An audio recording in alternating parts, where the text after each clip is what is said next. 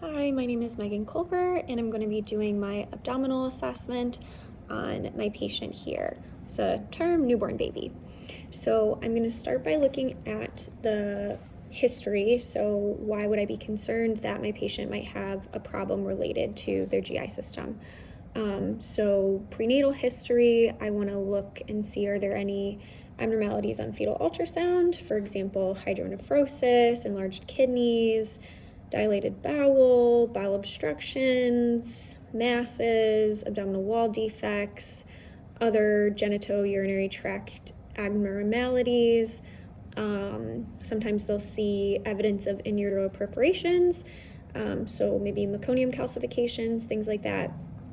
Could also look at fluid status, amniotic fluid status. So was there polyhydramnios, too much? That could signify a GI obstruction that's preventing them from swallowing. Also, if there's too little amniotic fluid, oligohydramnios, that could be a sign that they're unable to make urine. So is there a renal or urinary tract abnormality? I would also want to know my alpha fetoprotein levels. If those are elevated, that can be a sign of some midline defects. And then also just my history surrounding delivery. Was there evidence of hypoxia, or was mom on magnesium? And then has meconium passed? All babies should pass meconium by 24 hours of life, so depending on when you do your exam, that could inform that as well. So then we can move on to observation. So I would want to do my exam during the first few hours of life before the bowel fills with gas.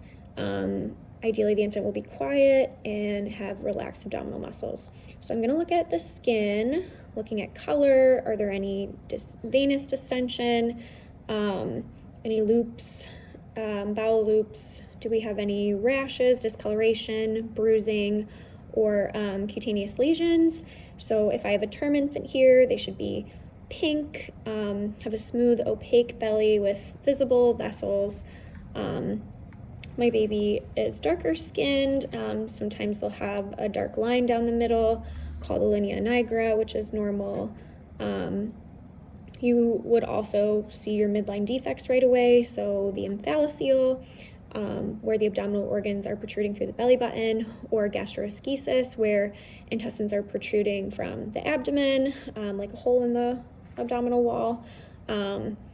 You might also notice like the tone. So if there's an absence or like a gap between your abdominal muscles, it's called diastasis recti. So the gap between rectus muscles, especially if they're straining down, you can see that. And then you might also see, again, speaking of straining, an umbilical hernia where there's a protrusion around the umbilicus with redundant skin. So I'm also going to look at movement. Are they synchronous or asynchronous with respirations? If there's a variation between the chest and abdomen with movements, it could be a sign of respiratory distress or peritoneal irritation. Ideally, my stomach will be slightly rounded, soft, symmetric in shape. If it is asymmetric, especially like bulging out on one side, I might be concerned about organomegaly. If there's distension, there could be a plethora of things like pneumoperitoneum. If my abdomen is very concave and sucked in, that's called scaphoid abdomen. I could be concerned about congenital diaphragmatic hernia or a hole in the diaphragm muscle, which allows like the abdominal contents to move up into the chest. You'd also see a lot of respiratory distress with that because obviously the lungs can't expand when there's abdominal contents in the chest. If my abdomen is flaccid or lumpy, called prune belly, that could be a sign of Eagle-Barrett syndrome. If I have a markedly distended abdomen and I'm having bilious emesis, that could be a concern for a bowel obstruction. While I'm observing, I would look at my umbilical cord. Is it like a normal size? Does it have the vessels that it's supposed to? So it's AVA, which is 2 arteries and a vein. Are there any intravascular clots in there? If there are only 2 vessels, that could be associated with renal or cardiac abnormalities, so I'd want to investigate that if there were only 2 vessels. Looking at my umbilical cord, is there any redness, pus, signs of tenderness, swelling around the cord? If there is redness, like encircling, extending onto the abdomen, this could be a concern for infection called ampulitis, which can escalate and requires IV antibiotics. So good to note that, and determine if it's related to infection or just skin irritation, periumbilical erythema, things like that. You could also have an umbilical hematoma, hemangioma, a Wharton's jelly cyst. If the cord is especially small and thin, the baby could be SGA. Post-mature, that could also be evidence of placental insufficiency. If the cord is larger, thicker, that could be a baby that's LGA. If there's bulging or herniation in your umbilical cord, they could have a small omphalocele. If it's discolored, yellow or green, that could be related to meconium staining or infection. And if there's pus or purulent discharge, you could be concerned for an abscess. And then I think I already talked about my abdominal wall defects, the omphalocele. Again, that's within the umbilical ring. There could be other organs in with the abdominal contents. It's usually contained in like a membranous sac that's translucent, but it could be ruptured. And your gastroschisis is the abdominal wall defect, usually to the right of the umbilical cord, which is intact. There'll be viscera protruded, usually just bowel. There's no like membranous covering there. One other defect of the abdominal wall that I missed was exstrophy of the bladder, which is where the posterior wall of the bladder is exposed and urine is draining onto the abdomen. So that's what I would note during my visual observation. And now I can move on to auscultation. So I don't have a stethoscope, but I would be auscultating all 4 quadrants. So right upper, right lower, left lower. I'm going to auscultate before I palpate. Again, while my infant's quiet. Ideally, my stethoscope would be warm, so it's not a shock when I listen. So I want to listen for bowel sounds, that rumbling in the belly. Usually these are audible within 15 minutes after birth. I would note that they're present, the quality and the intensity. Are they hypoactive versus hyperactive? If I'm really not hearing them, if they're very infrequent, I'm going to listen for a full 5 minutes before I consider them to be absent. No bowel sounds, absent bowel sounds could be a sign of infection. Electrolyte abnormality, for example, increased magnesium due to maternal magnesium exposure, or hypoxic injury related to, again, looking back at that birth history.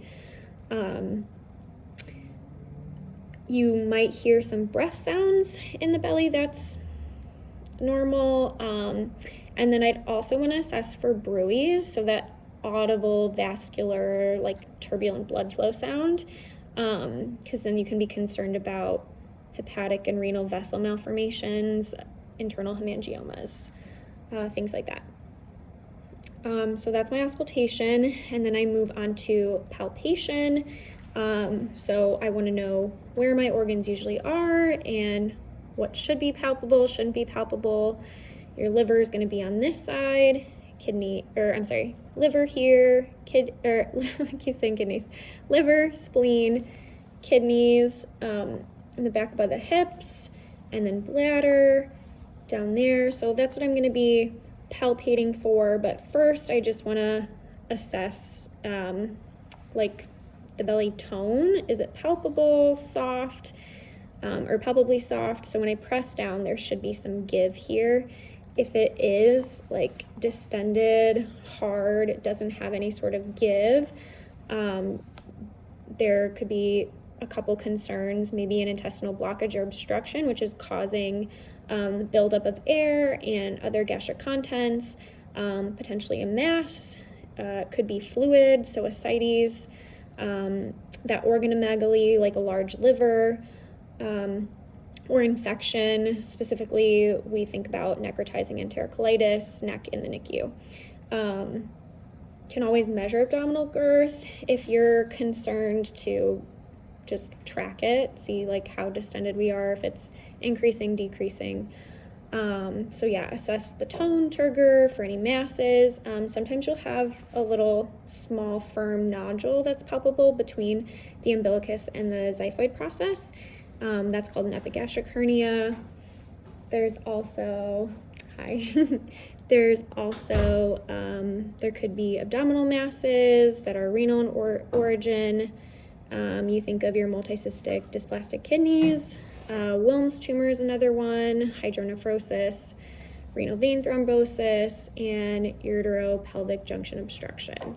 Other masses could include teratoma, neuroblastoma, something with the ovaries, so ovarian torsion, cyst, things like that. So moving on to our organs, we have our liver. So you would start palpating in the groin and then move upward. Just because if it is enlarged, you want to be able to feel that margin. But typically the border is 1 to 2 centimeters below the right costal margin. The edge should be smooth, firm, sharp, well-defined. If it is enlarged closer to the groin, that would be hepatomegaly, which can be associated with a hyperexpanded chest, CHF, perinatal infection, or ABO isoimmunization. Your spleen that we talked about was over here is normally non-palpable. Around 1 centimeter or more below the left costal margin. This could be associated with congenital infections or erythroblastosis fetalis.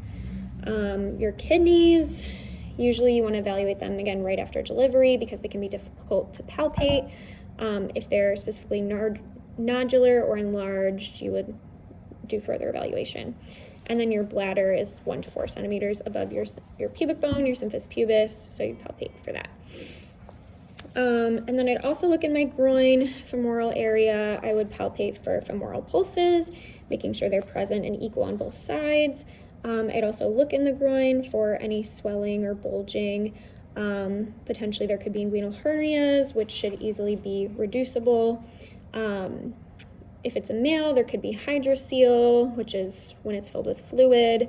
I'd also make sure that my testes are distended, there's no hypospadias, ambiguous genitalia.